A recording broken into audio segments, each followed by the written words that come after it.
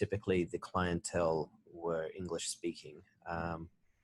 In Tunisia, I found, well, they spoke so many languages. I was often working at a chain of clubs that you've probably all heard of, Aldiana, the German-run chain of resorts that they have them all around the world, but mostly Europe and North Africa, Middle East.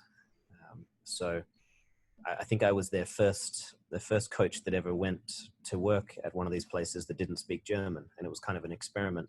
And luckily, the Germans, for the most part, they all speak English very well, and it worked fine. We shared a love of beer and fighting for no good reason. So yeah, it was great. Yeah, much like the Canadians, really. That's great. So yeah, and then so you went to live in the US, but did you go? So you stayed in the US. That's where you settled. Yeah, it was the first time that I had kind of. I guess I was getting sick of living out of a suitcase. I had basically a 20 kilo baggage allowance lifestyle for about 10 or 11 years, and at some point I wanted a big screen TV, and I just couldn't fit it in a bag. And my girlfriend at the time was getting a little bit sick of my transient lifestyle, so she kicked me out. And I thought, I'm either going to settle in England, back in Australia, or America. And I kind of just flipped a couple of coins actually, and reached out to my brother, and he helped me secure a work visa. And I've been stuck here ever since. With a big TV. Lucky you. Okay, so. Nice. I think I covered the first couple of ones from Tuma there. His next one was, how did I end up being the coach to Tyson? Which is a good question. Tyson approached me, I think it was 2017, perhaps. I had played against him a number of times, a couple of wins, a couple of losses, I think. And he was fairly new on the tour. And he had a pretty unique style. It was actually kind of the opposite of of how he plays now. He was playing incredibly conservative. This was when the Pure 2, or I guess the Pure 1 at the time, was kind of trying to take off, and the game of pickleball was slow and frustrating at the best of times.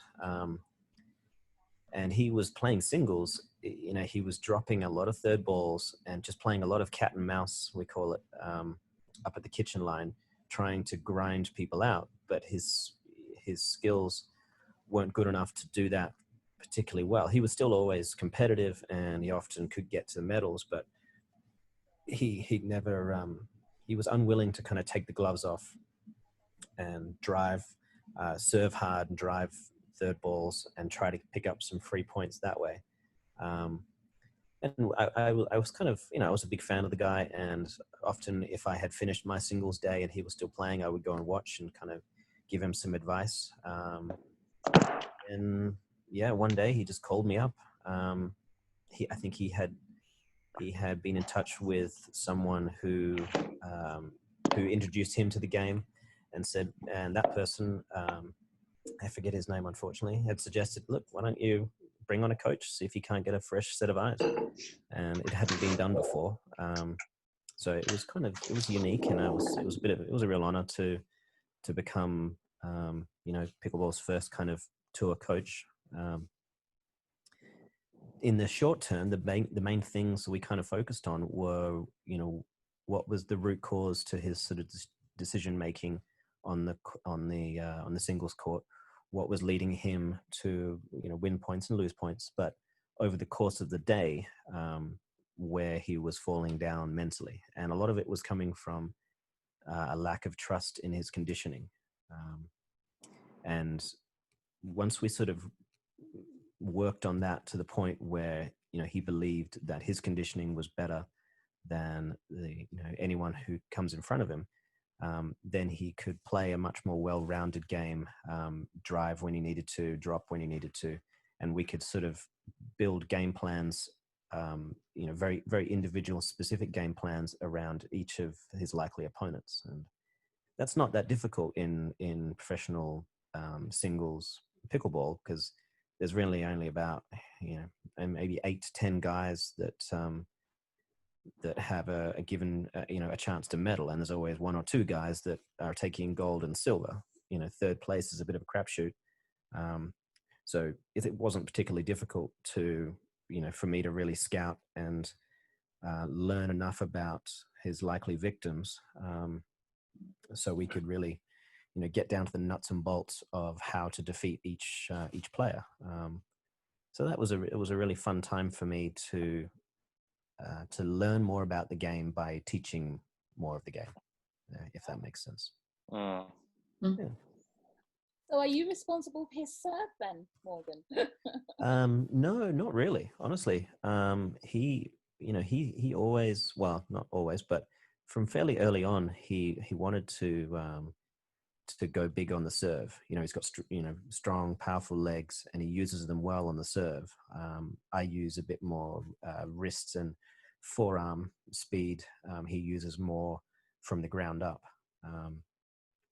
Yeah, he was always keen, and I always encouraged it to make sure that he was finding good depth on his serve against most players. There's a couple of players where it actually kind of worked out to be counterproductive for him to be serving as fast as he can. Ben Johns, for example, his timing is good enough on the return of serve that if Tyson was going all in, it was coming back fast and it was coming back earlier. And typically there weren't any free points coming away from him. But against most of the other players, sometimes it's a free point, or if not, a lot of shorter returns. You can always kind of tell in singles when you've broken someone mentally with your serve if they return and elect to stay back. And against Kyle Yates, for example, that was starting to happen on a reasonable occurrence, and that is just a huge advantage if you can convince the returner to not come in on the return, based on the quality of your serve. So, for that reason and various others, it's a real confidence booster for him as well. If he's serving well, he knows that he's gonna have an easier day in the office. Yeah. Did you find that your game improved because you were coaching Tyson? Yeah, certainly. The only problem was, as soon as I kind of agreed to start coaching him, I didn't really have a choice in terms of playing singles anymore. I was soon sort of contracted by Selkirk to become the team coach, so to speak, but predominantly in charge of Tyson and Caitlin Christian for a while. And because of that, I couldn't possibly be playing singles and coaching at the same time, which was kind of a shame. I do miss it, and I hope one day I'll get back to it. I have a new ridiculous serve, which I've been wanting to try. Do you want to show us? Well, I mean, you've probably seen a video or something. I click my fingers around the ball, and it becomes a ball toss that goes quite high, and it comes down with lots and lots of topspin. So then I add topspin to that with my normal serving stroke, and it ends up having much more power and spin than it would normally have if I was just sort of dropping it onto the paddle. So. Oh, wow. So far, no one thinks it's illegal, and based on the rules, it's not. But I'm surprised they haven't tried to stop me. It's great. Legalize cheating. Okay. So, I will say that when I was reffing you at the Texas Open, and you only did it one time, and then I was waiting for it after that, and it wasn't illegal or anything. But you waved your paddle around your head like in a weird motion. Wasn't part of your service motion. I don't know if you were batting away a bee or whatever, but I thought, oh my gosh, that was elegant. That was so cool. I'm going to watch for that again. But you never did it again, so I don't know what it was.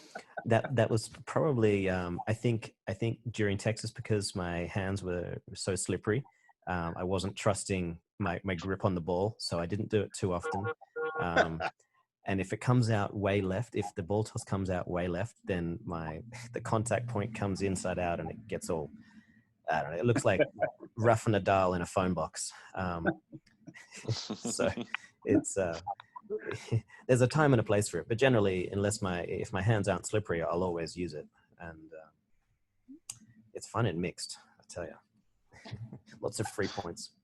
Give it a go. I'm gonna go and watch your some videos tonight. Well, there's I did a serving video, like a 5-stage serving video on my on the website Coach Me Pickleball, where I'm sure you've all signed up. Right. I've no doubt. Or not. We will now, though. Morgan. Great. Oh, will. good. Yeah, we will. Yeah. It's everything I've discovered about pickleball in a whole bunch of lessons. It's a good time. And the bloopers. People generally sign up for, the instruction, but they stay for the bloopers.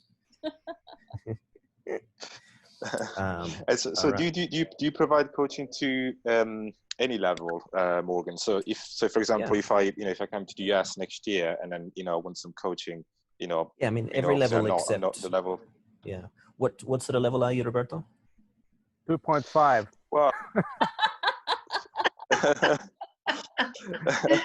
Well, yeah, I don't know. Maybe in America is different. Maybe apparently in America, the level it's like half point up.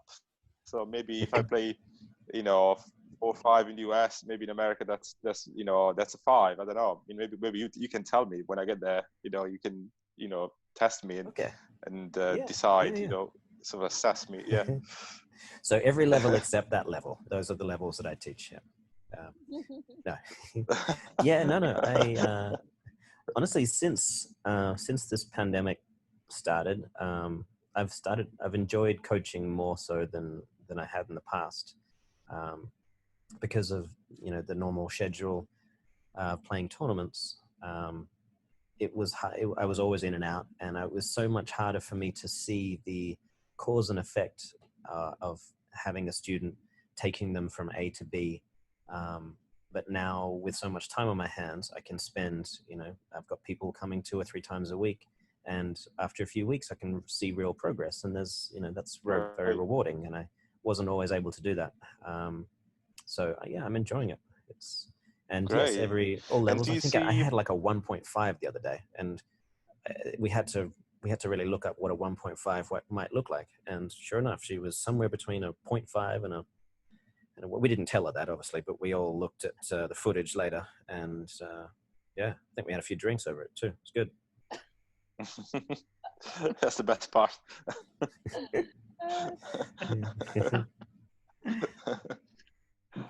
So, Roberto, what were you going to say? Yeah, no. So I don't want to to spend too much time on this. I know you have a few questions there. So I'm just thinking. I want to ask you. So when you coach people, so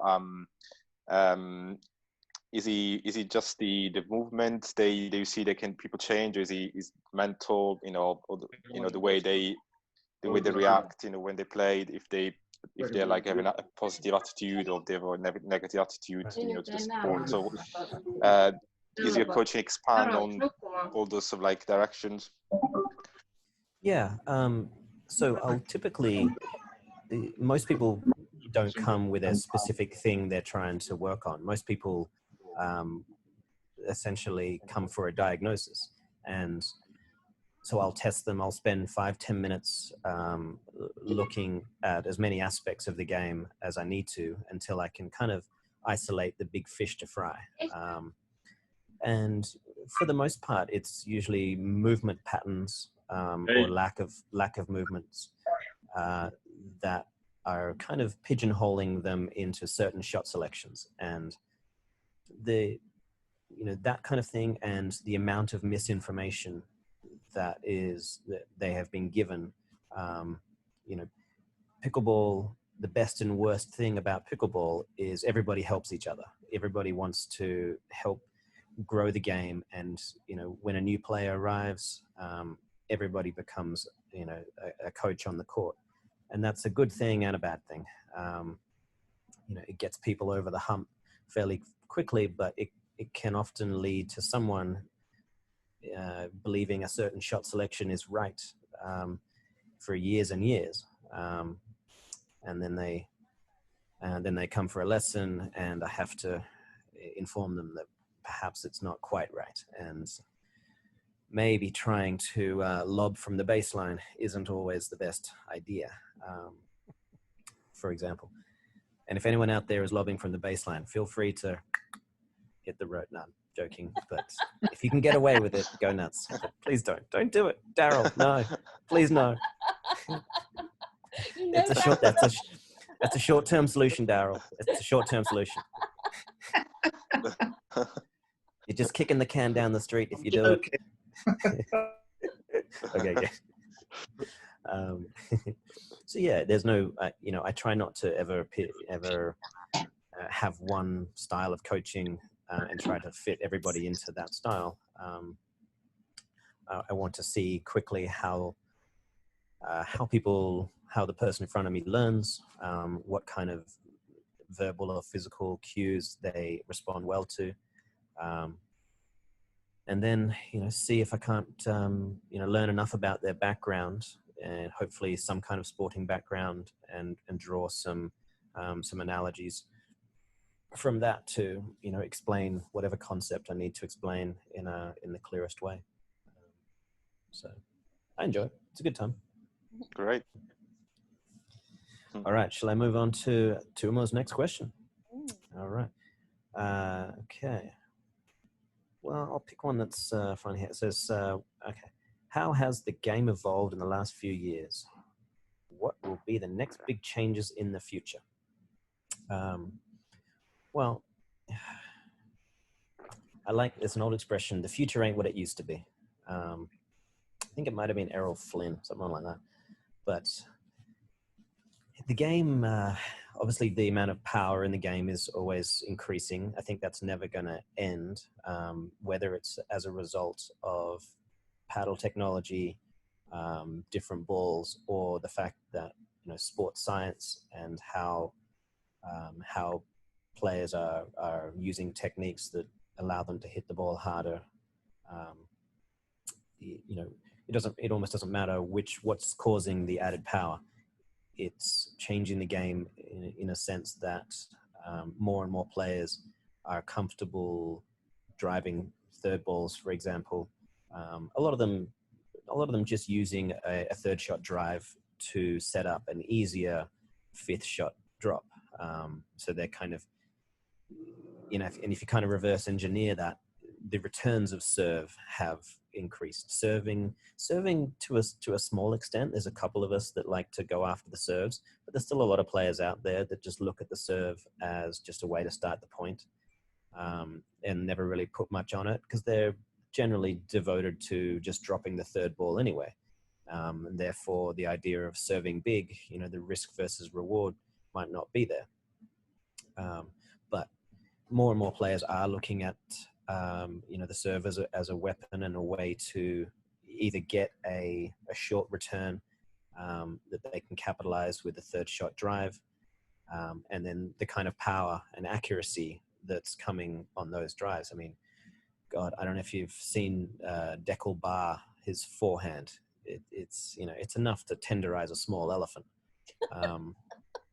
It's crazy. So, there's these big, strong players typically coming from tennis that are, generating huge amounts of power. And it's different. It's so different from tennis in terms of just how many muscle groups you have to employ. You don't have to employ too many to get your maximum kind of ball speed. I mean, I'm 140 something pounds wet, but I can hit the ball harder than most, with mostly just forearm, a bit of shoulder, a little bit of hip and shoulder, but mostly forearm and grip strength to propel the ball as quick as I need to. In tennis, so much of the kind of biomechanics involved are devoted to creating what they call counterforce. the force of a tennis ball coming at the speed they do is so much more than a pickleball, that how a person sets from the ground up and creates that counter force that applies enough pressure against the ball to allow them to then deliver their own speed. That's a huge part of tennis mechanics. It's not so much in pickleball. So you'll see guys being able to generate massive ball speed from very short locations. The guys that are coming over from badminton and ping pong, for example, are fantastic at generating massive ball speed from, very much just their wrists and forearms. So I feel like the technique in pickleball 100 years from now is going to look nothing like what it is today. Today, we're largely piggybacking off of great tennis players and putting a lot of techniques in play just because, no one is learning this game as a child and thinking about, what kind of techniques could work and working towards building them as a child with a child's sponge-like brain to make muscle memory what would look like a very strange technique based on what people look like at the moment, which are a bunch of tennis players trying to put a square through a circle on a pickleball court, if that makes sense. Yeah, it's a very interesting thought as well, actually. Oh, good. Yeah. No one else appreciated it, Morgan, but I did. Oh, good. Yeah, no, I do. As long as someone does. I mean, this pandemic is good for thinking time. Everyone's got a lot of time to think, right? Yeah, true. So, hey, another following question. So do you think that if you don't know how to drive the ball hard, like the third shot hard, you have no chance of being even a mediocre player in the nowadays or in the future? No, you can certainly still, I would say you could probably still reach a 5.0 level.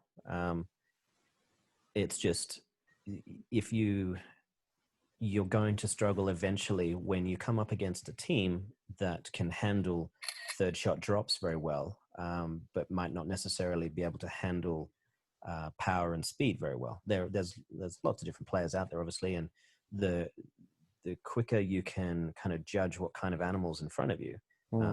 If I've got someone with a very goofy grip that doesn't move particularly fast, but is perhaps 6'5" and has a strong wingspan, then I'd be foolish to be trying to drop that third ball on them too often, because I could probably get a lot of free points driving at them as they're returning and coming forward. People with Eastern, semi-Western, Western grips, they're going to struggle with a lot of balls that are coming fast to the midsection and low especially.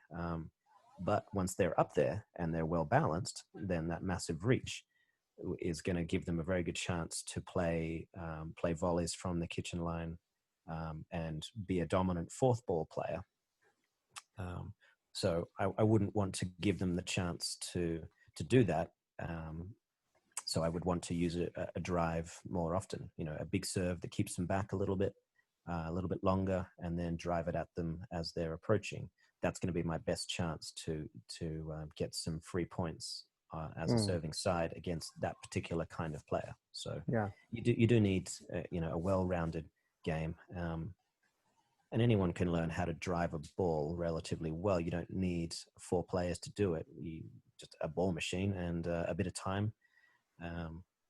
Set up a video camera, have a look at yourself, and then go on any sort of tennis instruction site, and you can learn a reasonably effective forehand pretty quickly with time and will. But good question. All right, was that Tuma? It was, yes. Ah, good man. Okay. All right. So your next question, from the coach's perspective, what are the common mistakes even the more advanced, even pro players make on the court? That's a good question.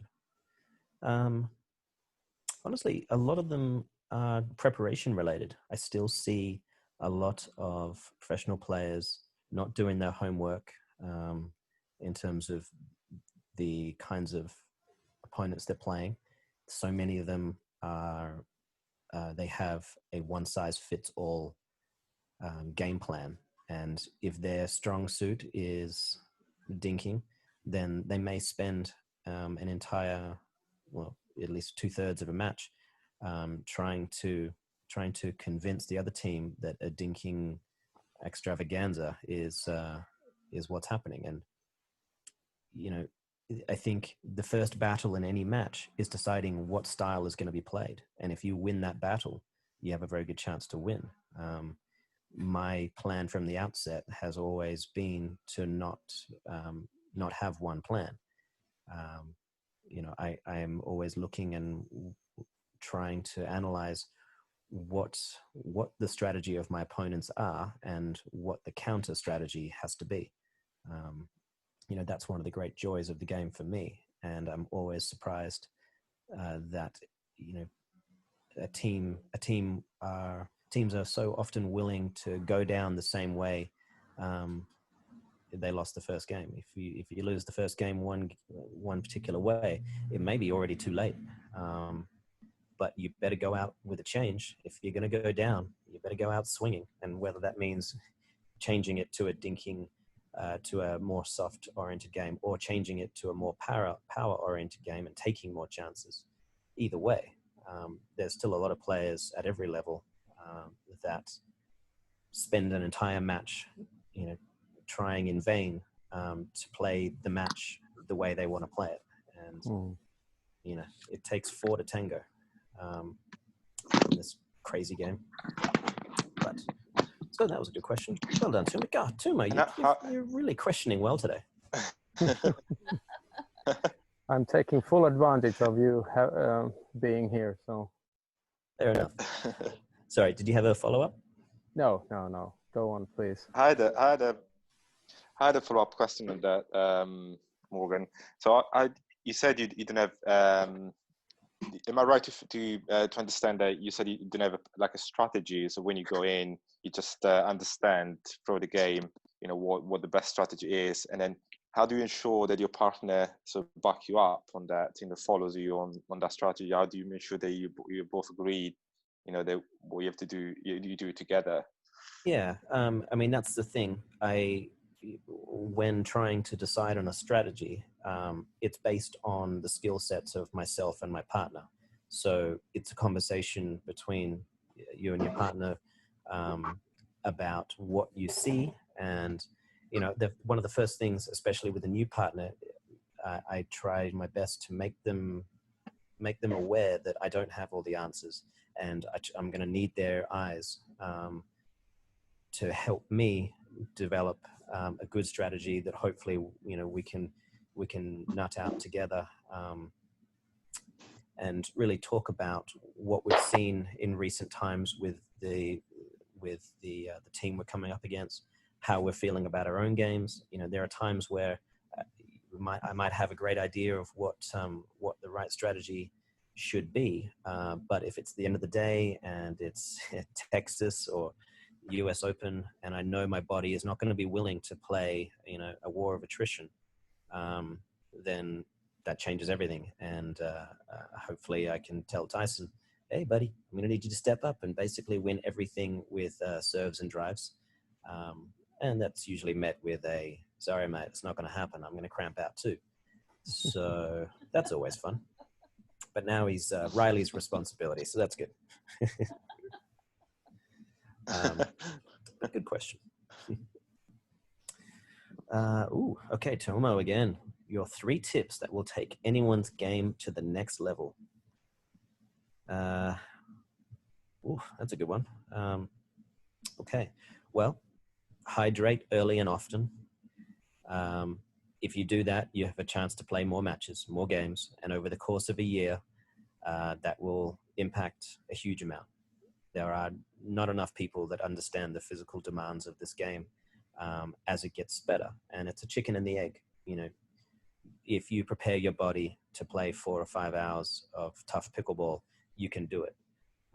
Don't wait until you're you're in trouble and not feeling good after 2 or 3 hours to then try and hydrate, eat the right things, those kinds of things. So that might seem like a simple one, but I'm shocked at how many people, you know, don't even think about their nutrition or hydration, often because they've come from what they deem as a more difficult sport. A lot of people coming over from tennis will assume that the physical demands of a game of tennis is more difficult than pickleball. Realistically, it's not. The amount of play time that you have during the point, hitting the balls, moving around, moving when you know, when you typically don't need to be in tennis, they underestimate just how difficult it will be, and therefore they never prepare them. They're never really preparing themselves for a tournament. So that's part of it. I'd say, kind of following on from that, is don't wait until you think you're ready to play a tournament. Just dive right in. If you know, if you're a 2-5 player and a 3-0 player asks you to play in a tournament, just do it. You know, I think it's a bit like having kids. If you wait until you think you're ready to have kids, you're never going to have kids. And don't get me wrong, I don't have kids. To my knowledge, I don't have kids, because I just don't think I'm ready.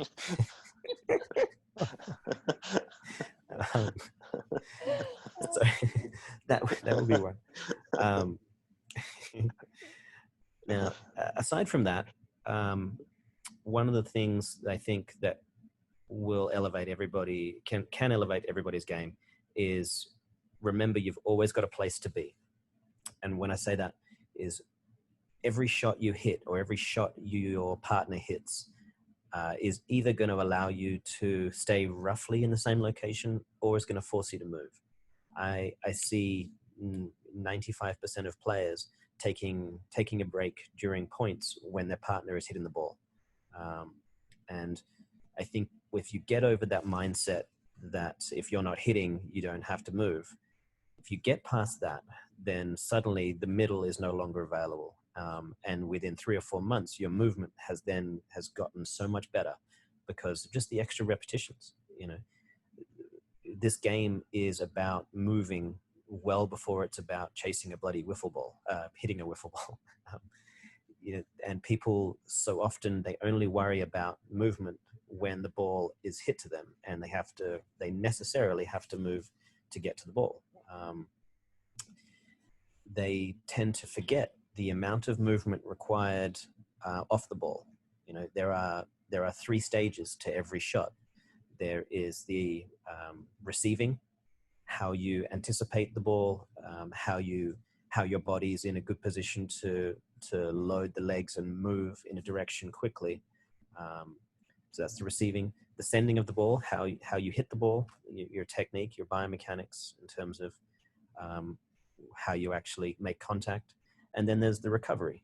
That's that 3rd stage, and that one tends to get left out in the rain by the vast majority of people. And I think if there's one thing that I want every student that comes to me, is start to develop an acute awareness of just what kind of movements you need to employ once you've played the shot. And if you don't want to move very far, that's okay. Just keep the ball closer to the middle of the court, and you won't be allowing your opponents any sharp angles to use against you. There's a million ways to play this game, and far be it from me to tell you exactly how to do it. I'm still figuring it out, just like everybody else. Can I just ask a question on top of that? Because you're talking right now about doubles, your 3rd point. How do you apply that in singles, which is my favorite game? Oh, good. Well done. Okay, singles.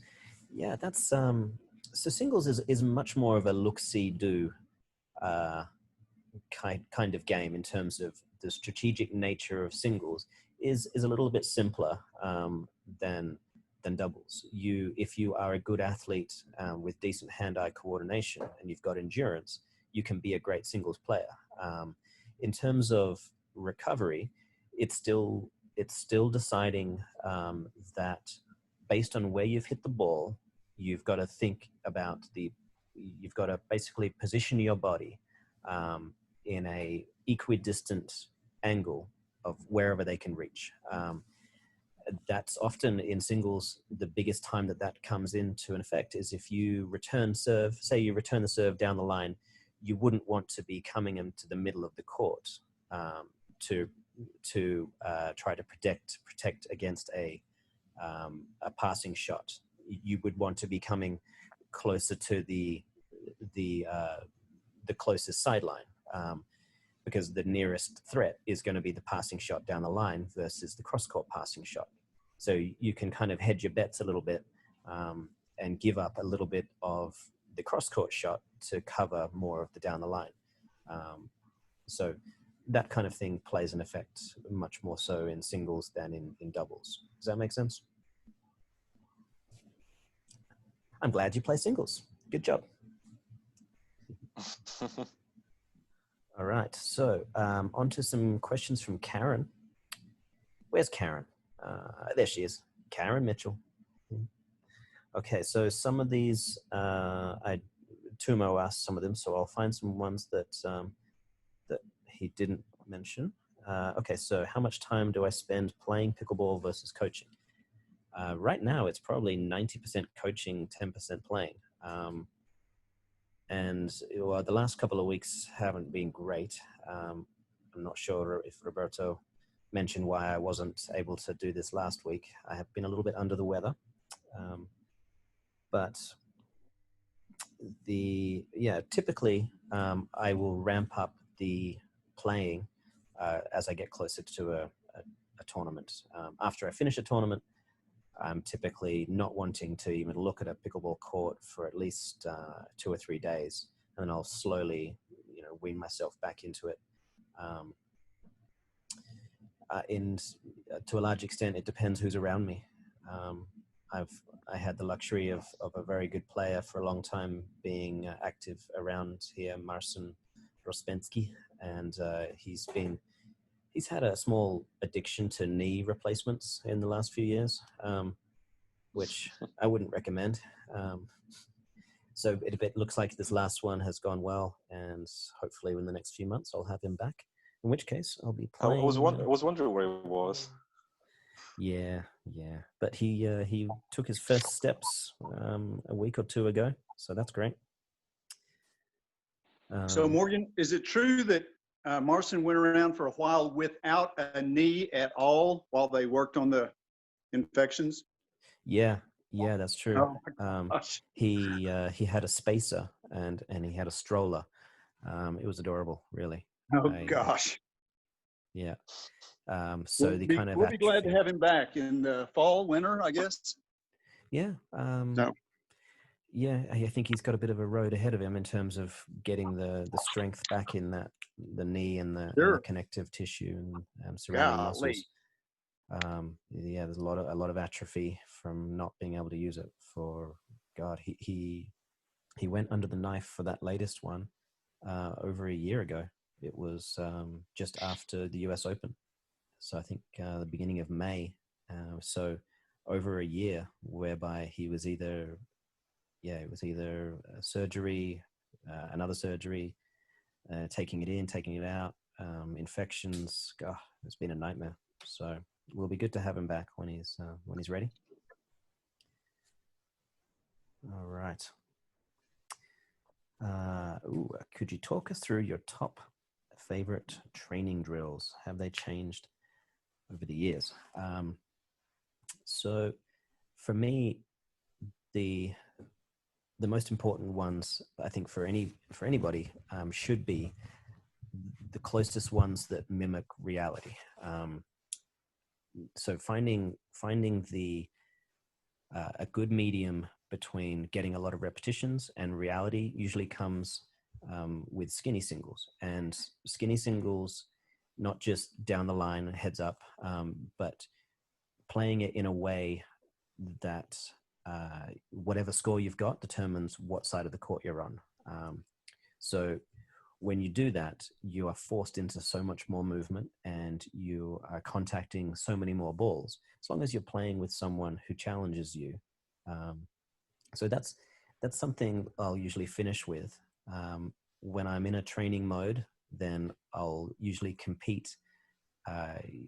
There's a local guy, Max Bartiuk, who's long, lean lefty, and a great player. And we would do a best of 7, like cross court, backhand to backhand battle, and then the same thing, best of 7, forehand to forehand. And each of these matches would be first to 5 points and a best of 7 to do that. So using cross court both ways, then heads up both ways, and then we would get into skinny singles. And sometimes playing, this best of 7, we would be out there for 3 or 4 hours.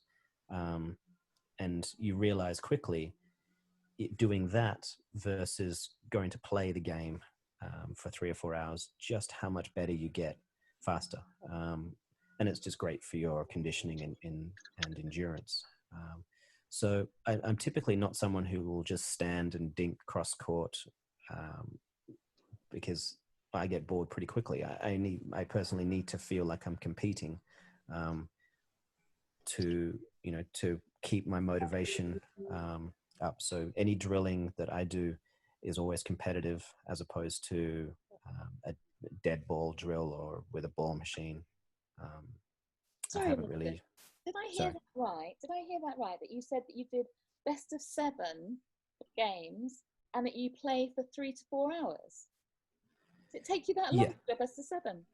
Well, so because we do, so it's first to 5 points, best of 7 in like cross court, backhand to backhand side, then cross court, forehand to forehand side, okay. And then heads up on the forehand side, heads up on the backhand side, and then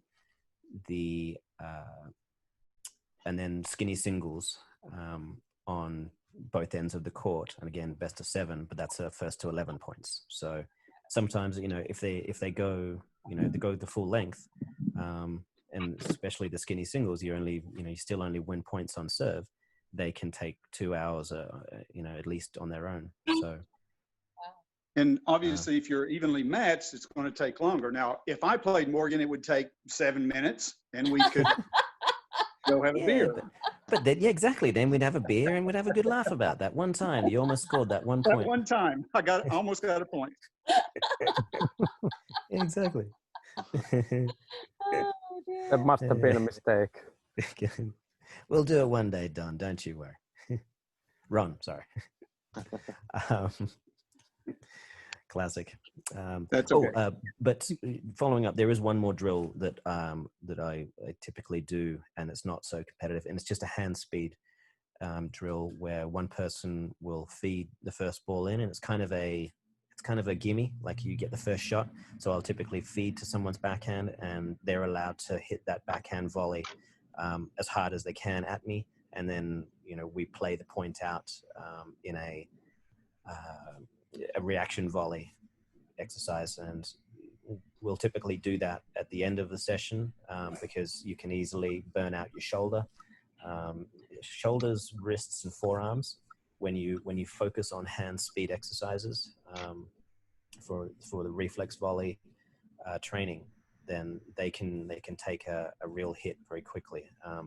And whenever I ask someone else to do it, if for their training, the best advice is to make sure in between each volley you hit, you take a moment to relax your hand.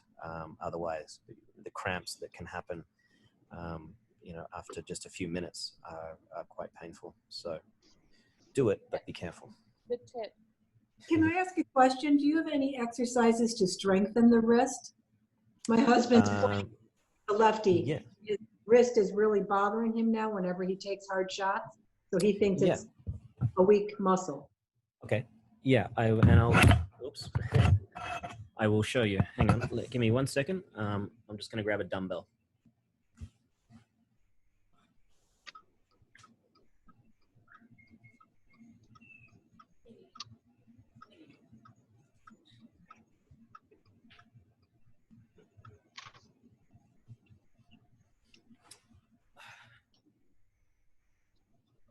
Okay, all right. I will demonstrate. And who asked that question? Melody Woodsome. Melody, classic Melody question. All right. Okay. So this is a dumbbell. This is well, this is 8 pounds, but I would typically recommend starting with 1 or 2 pounds. And you're going to want to, well, tell your husband.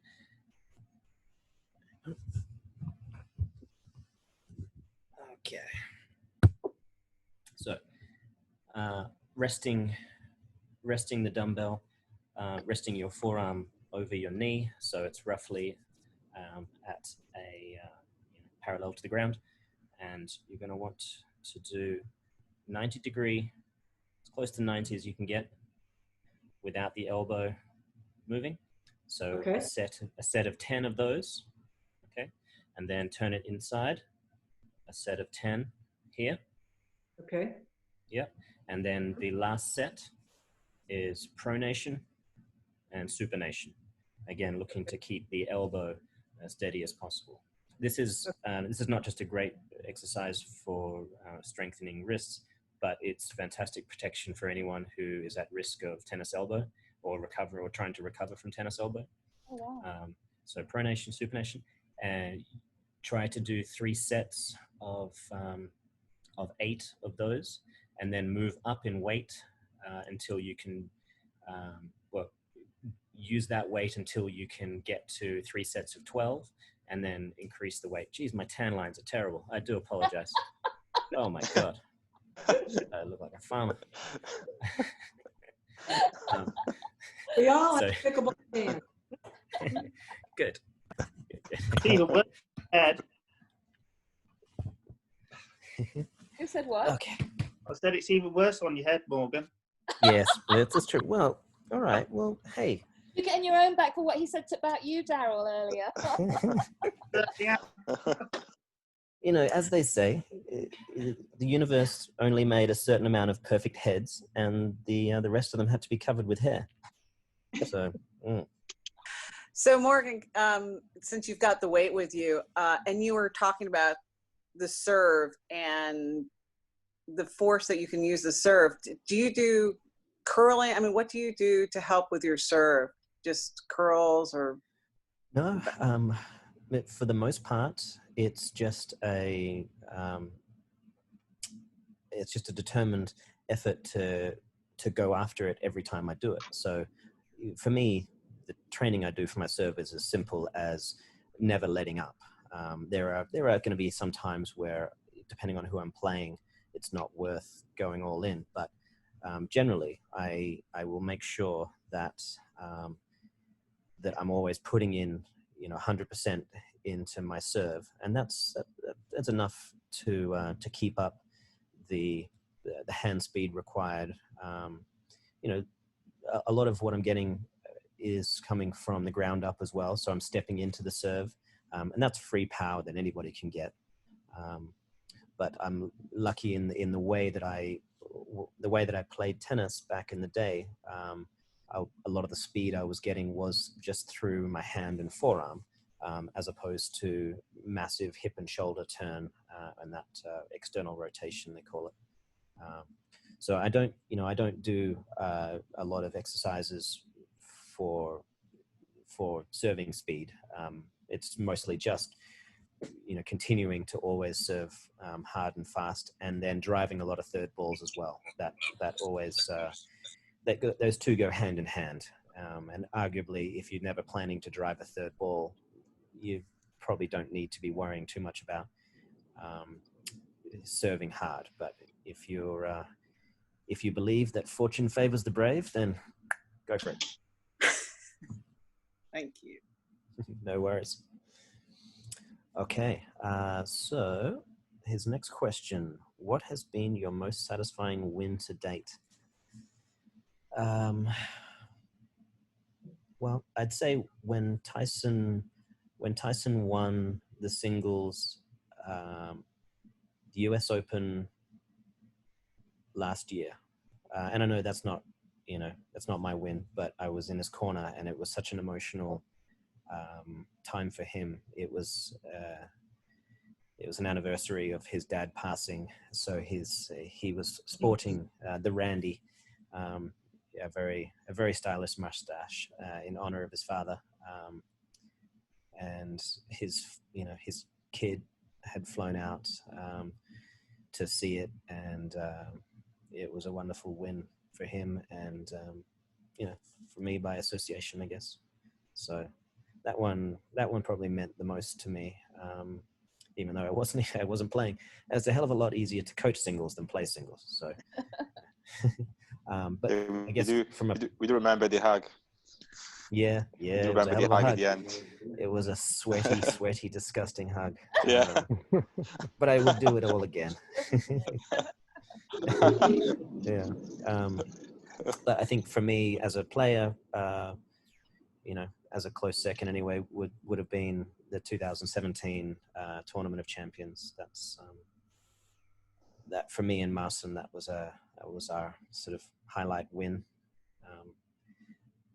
We played and beat Dave Weinbach and Kyle Yates, and brilliant. I didn't expect that, so it was a nice. It was a good feeling. Yeah. All right. Number 7. How do you choose your partners? Well, I man a 1-800 number and I just let them call me. How do you choose partners? That's a good question. I look for someone with strong shoulders that can really carry me through the tough times. No, I actually think, in men's doubles, I look for people that aren't afraid to be aggressive. I think for me personally, anyone who's too passive is playing a game and playing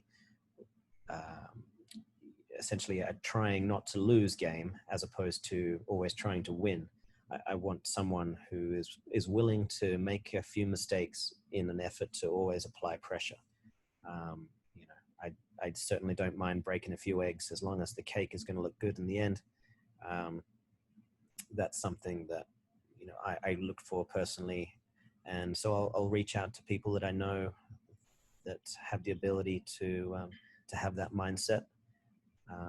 It doesn't always work. Sometimes, if it's a fantastic defensive player, then I look at it as a challenge to try to adapt my game a little bit to theirs.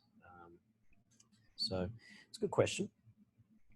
All right, what is your dream for the pickleball? Well, what is your dream for pickleball in the future? Well, ideally, I'd like to play for Australia in the Olympics. But I think by the time it's in the Olympics, I will be, 96 years young, and I might get an honorary role as an assistant head coach to the junior division. You choose to play for Australia rather than Great Britain. You told us you're from Britain. Well, okay, so that's a good question. And yes, I was born in England, but I always get this bloody question, and it's hard to know where you're from. The only way you know where you're from, if it's ever not sure, is you go to the place where you think you're from, and if they think you're one of them, then that's what you are. It's as simple as that. If I go to England, they don't think I'm English. I don't know if I go back to Australia, I don't know what they're gonna think, but I still drink like Australian, but which I guess is very similar to drinking like an English person. Oh, funny. And the British version of The Office is always going to be hands down better than the American one. I'm sorry for the Americans out there, but it just is. Ricky Gervais is a hero. Oh yeah, it's funny. He's so funny. God, he's as good as it gets. All right. So from Elaine Shellcross. Okay. So her question was, when Tyson asked you to be his personal coach, this was really quite groundbreaking. How did you approach coaching a world-class individual, and what did you initially need to work on? Good question, Elaine. So the first part was, understanding that a lot of my role was going to be more of a manager than coach. There's going to be certain things that I can do from him from a coaching standpoint, living so far away. He wasn't, you know, he didn't live anywhere near where I lived. So largely my role was going to be, you know, starting 2 or 3 days before a tournament, preparing him well, drilling certain shots that that we agreed he needed to, you know, tighten up on. And it would finish at the end of the tournament with a debrief of, you know, what went well, what went wrong, and what we need to do for the next one. In between tournaments, yeah, we would sort of touch base and look at, sometimes we would look at old footage of his performances and talk about that kind of stuff. But a lot of coaching Tyson is, you know, making sure he's at the right place at the right time. And if I need him to have different hitting partners beyond myself, getting them organized, talking to him a lot about nutrition, conditioning, making sure he's physically in good enough shape so that mentally he has the confidence.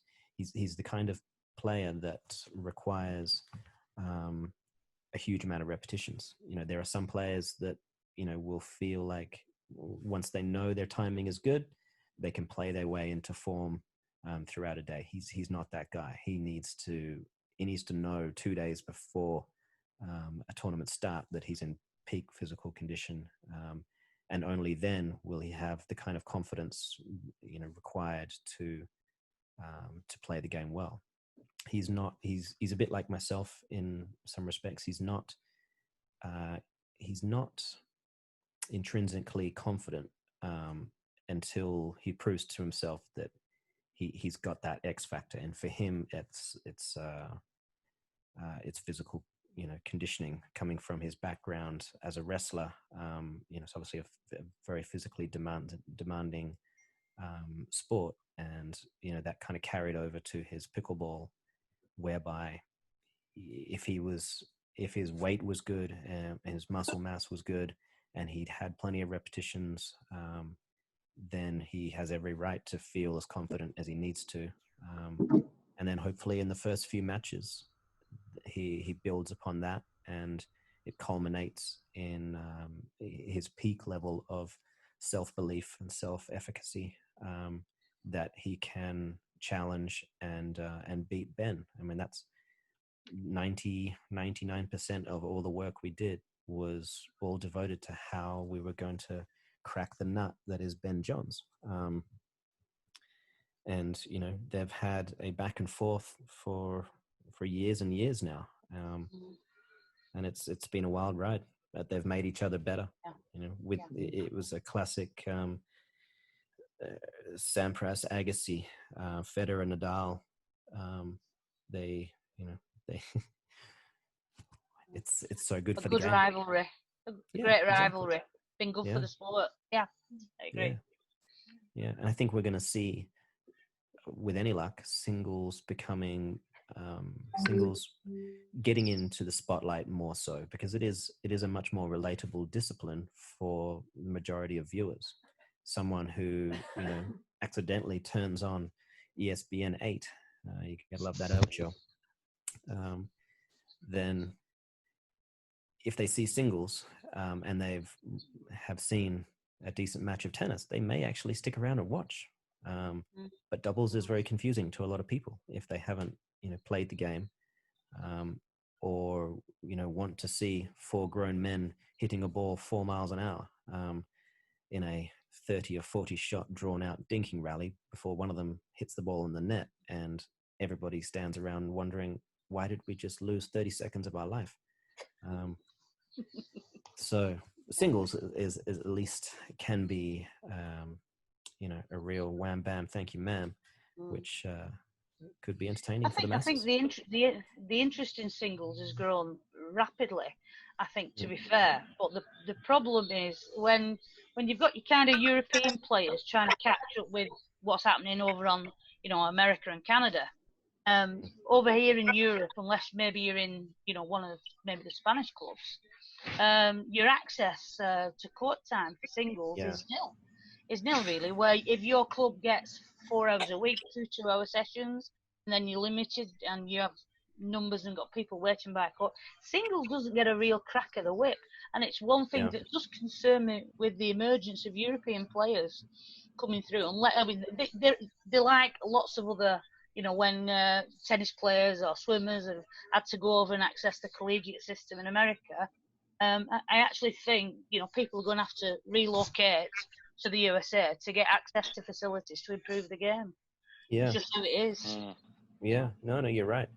I think it's just a matter of time before one player from one of these more, emerging countries does well enough in a serious American tournament that helps to kind of ignite the country.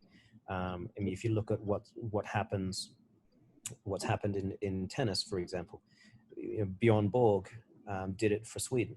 The whole country was ignited because of his success, and that kind of thing. I'm sure, Tuomo, in Finland, it's only going to take one of you coming over here and doing so well that perhaps the governing body says, okay, well, this sport has legs, and now we have a champion. Let's put something into it. Hopefully that'll happen soon. I think it's a natural progression. It's happening in Italy now, so we have more clubs emerging. More players, more people start to play. We have a club in Rome, a club in Bologna, in Naples. So I think it's since we played in Madrid and other tournaments in Europe, I think people have started to realize that how fun and how big this sport is growing. So we can see that in Italy happening.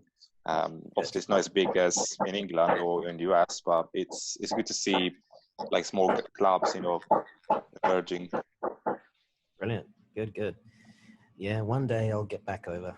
It'd be fantastic. I miss the Italians, but I have been mastering the art of artisan Italian pizza since COVID. I've got dough. I did have a sourdough starter that I was using for a while, and I named it Clint Eastwood. It was good. So have you learned how to bake a good pizza? Yeah. I mean, you might think it's but yes, I'm getting there. I've got my own pizza stone. It's a steel stone. Great. But I'm letting the slow rise happen in the fridge right now. It's been in there for 2 or 3 days. I think he's almost ready to come out. Okay. So I'm excited. Very slow rise. Great. Send me a picture. You got to go slow. You got to go slow. Every good pizza artist, we'll call them artists, knows that patience is the key. Yeah, I agree. Good man. Okay. Elaine has another question. So she writes, and lovingly, I would say, you are renowned as one of the game's best strategists. And well respected for bringing new techniques and practices to the game. How do you approach and generate your new ideas before possibly rolling it out to your students? That is a good question.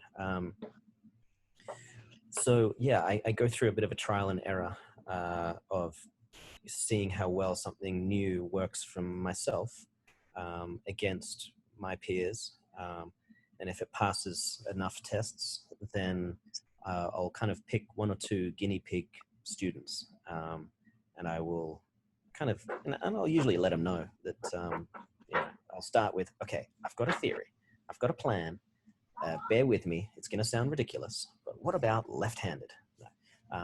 Or there are so many different ways to play this game.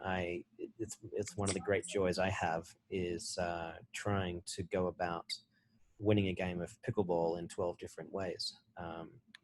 Because, if you have a big serve and and you can keep people back and drive a third ball, you may never need to, play too many dinks. But where's the fun in that if you know you're going to have to dink for 7 hours straight during a tournament? So I like to try to keep as well rounded as possible, and that involves bringing in new techniques, a lot of deception.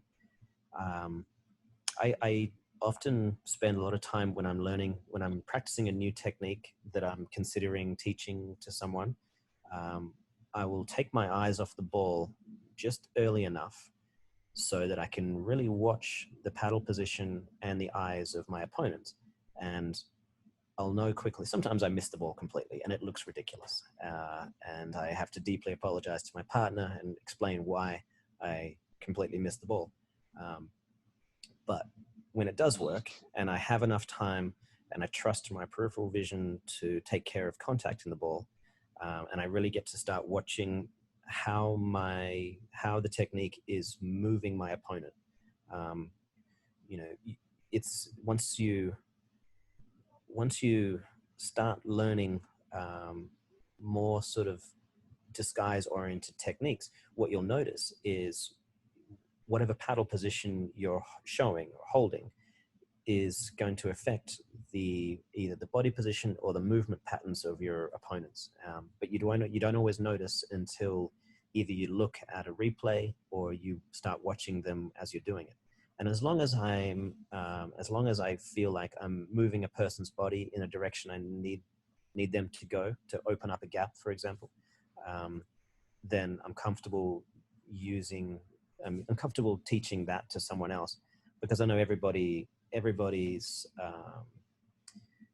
kind of programmed the same way, in that we're all subconsciously reading each other's body language on the court. And tennis players have the most difficult time reading, players that have never played tennis and that don't display any of the typical body language cues that lead us to believe they're going to hit this shot or that shot.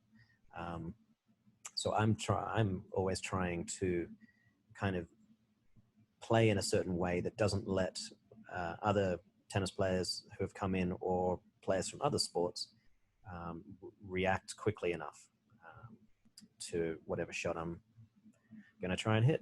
And sometimes it ends in tears. Often it's hilarious, but it's always a good time. So, good question. That's the main thing. As long as you're having some fun, it doesn't matter. Right, yeah. And if not, there's always a beer not too far away. Great fallback, that. Good beer. Good beer, exactly. Still too early for you, Morgan. No, it's not. It's like I've been on this for an hour and a half almost, so... I know, and actually on that note, we ought to start thinking about wrapping it up, actually. So fair enough. Yeah. Has anyone got any final... Yeah, there was... Yeah, there was a question from Jimbo.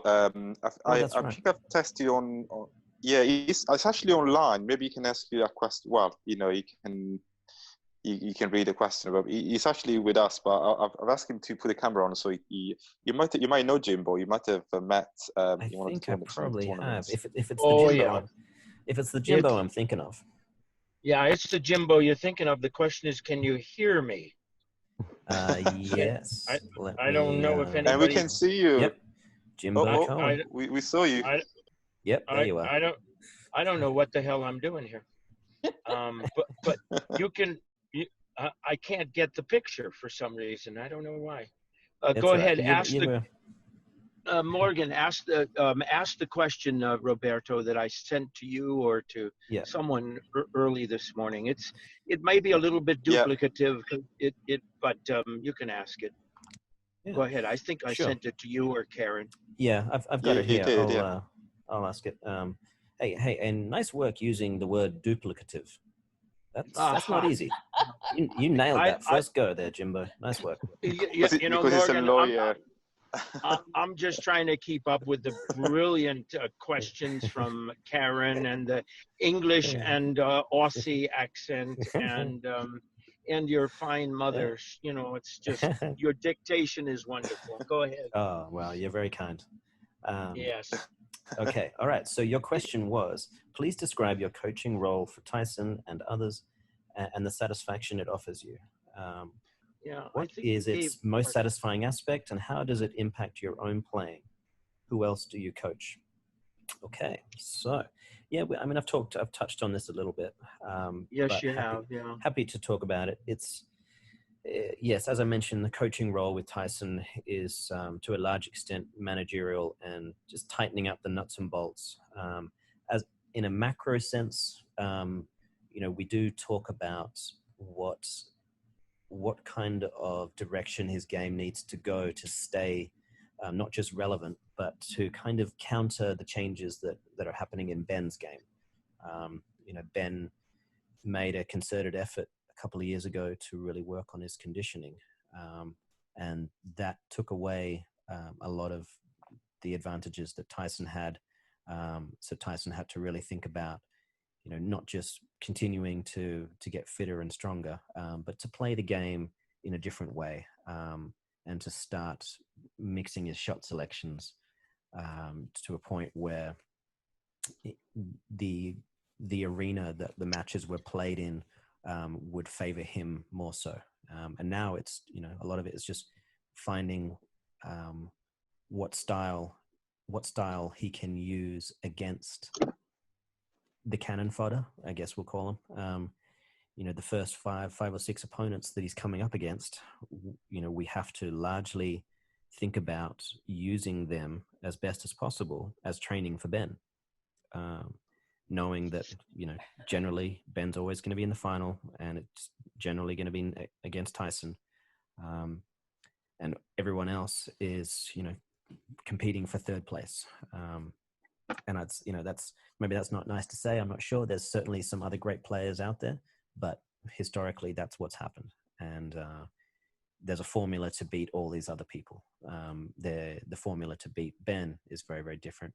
So it's, my role largely is figuring out how to turn checkers into chess, and then convincing him that that my set of eyes that doesn't have the same emotional investment that his do can see things a little different, a little clearer perhaps from the outside looking in, versus when he's in the heat of the moment and making decisions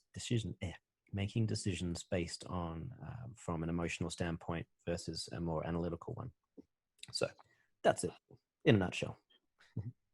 I have another question, if I may. Are we okay on time, Karen, or whoever is coordinating this? Beer's still in the fridge, mate. Don't worry.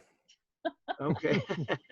Okay. I'm sitting outside a carryout waiting to get some breakfast or brunch. But one other question.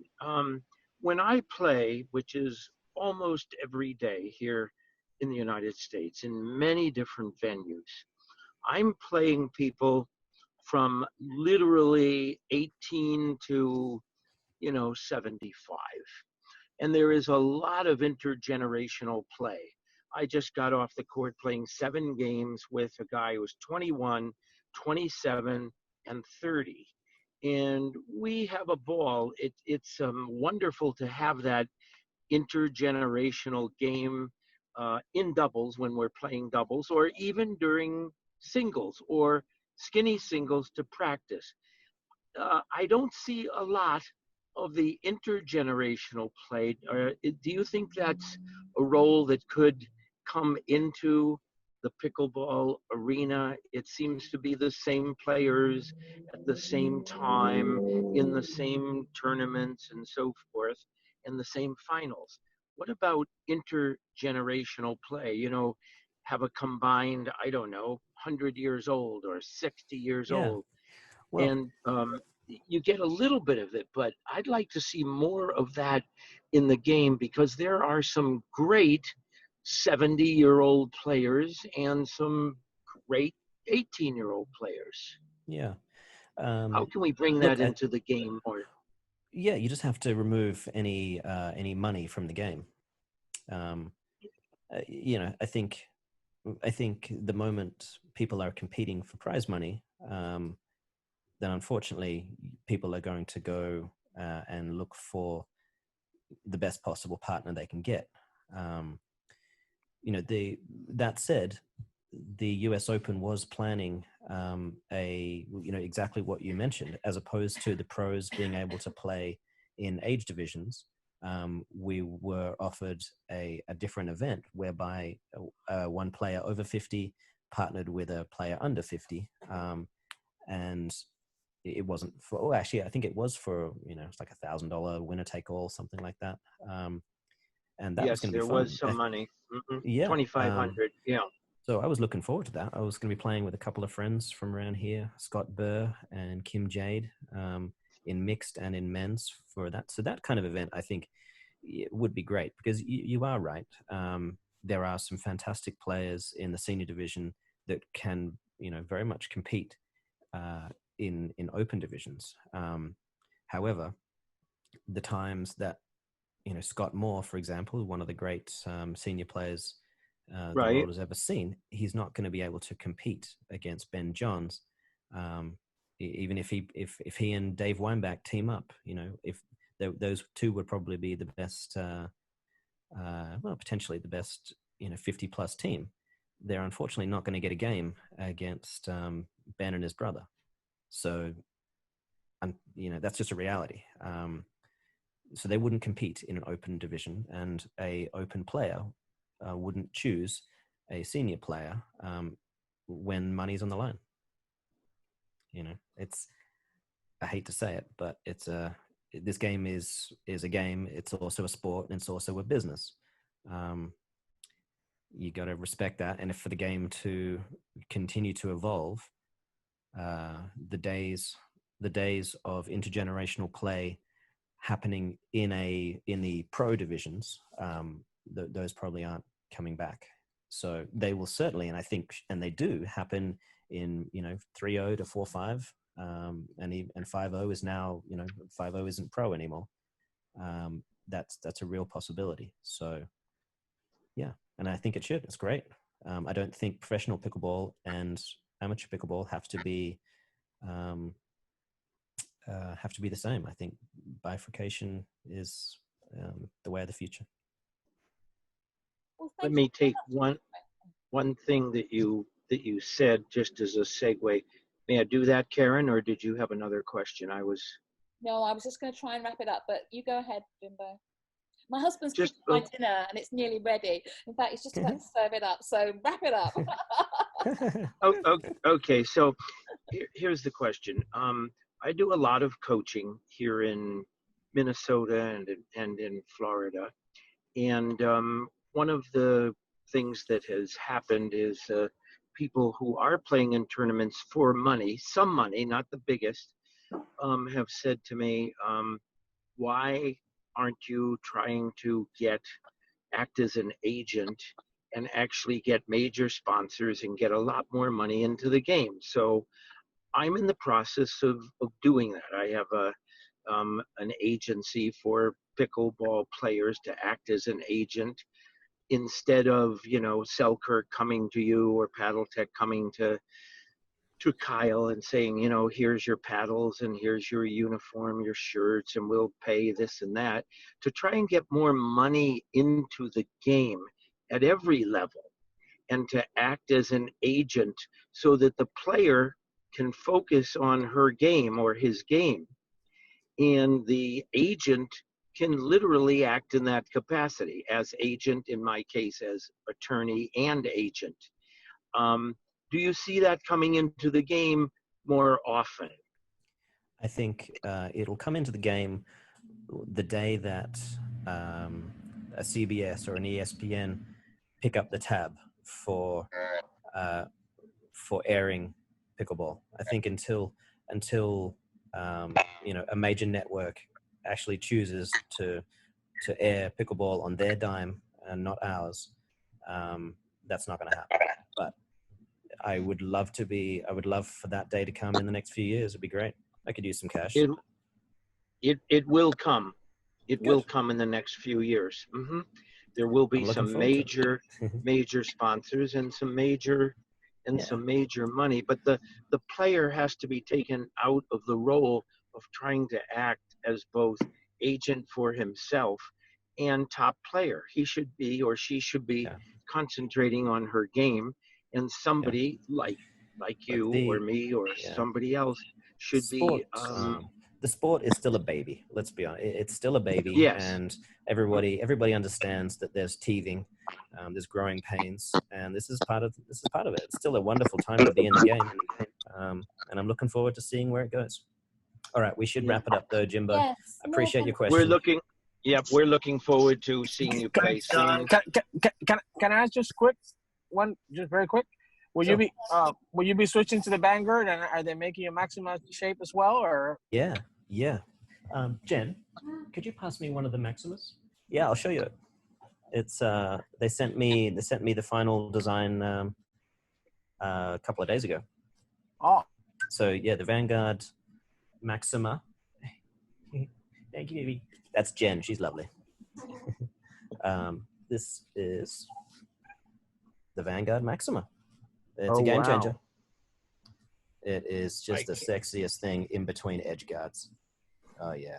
I can't. When's your next tournament, Morgan? When's my next tournament? Potentially August 13, something like that. I think there's one in Newport, but Newport. Okay. Yeah, who knows? Oh, cool. Hopefully. Yeah, and then TOC. If these things happen, I don't know. The numbers in this area have not gone great. Utah is kind of crazy. Well, thanks, guys. Thank you, everyone. Thank you, Morgan. Thanks, guys. Yeah, thank you. Thank you. I want to just quote you though, because the best quote of today was Deckel Bar's forehand is enough to tenderize an elephant. A small elephant. A small elephant. I don't think you said small elephant. I usually say small elephant or a young elephant. All or a baby elephant. I'll change it to small elephant. My phone dropped me out right after I asked the question, so I missed it. Oh, you'll have to watch the recording then, Keith. I will. Thanks, guys. All right, Morgan.